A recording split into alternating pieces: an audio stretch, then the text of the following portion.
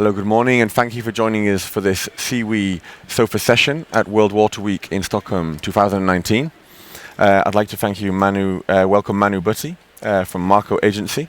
So we've got some questions lined up for you. Manu, thanks for joining us. Well, thank you for having me.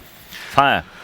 First of all, tell us a little bit about Marco Agency, your way of working and who you're working with.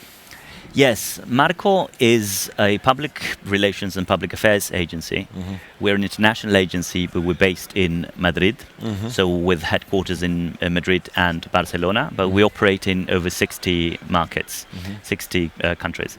And we have offices across Europe, in the American continent, in Africa as well. Some of the clients include SIWI, for example, and other industry-related clients such as Kaiserwetter for asset management and renewables, the Union for the Mediterranean, the European Environment Agency, just to mention a few of our current clients. Okay. And Marco, what makes you special in terms of your approach, your way of working? What do you offer to clients? Yes, here I would say two things.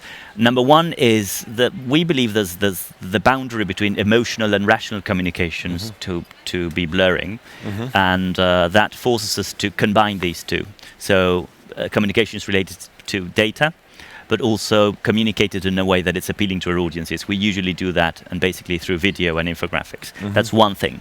And the other thing is using a 360 approach. So this includes strategic communications at first, but then deploying it through media relations, through stakeholder engagement, through events management, also digital communications and being active on social media as well as traditional media. So again, a 360 approach. And be it in the media, be it on social media, it can be very crowded in this age of information. What about data? How can we use data in a smarter fashion? Yeah, Matthew, data in the water and sanitation industry is key, because a feature of this industry is the complexity of the messages.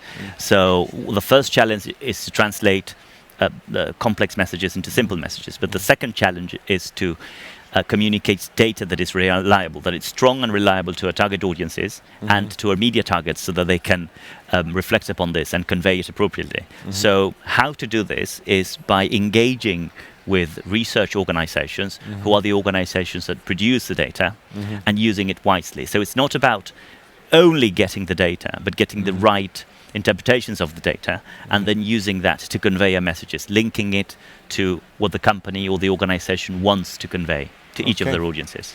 Brilliant. Well, Manu, thank you very much for your time. Thank you for joining us Thank you. online and here live in Stockholm.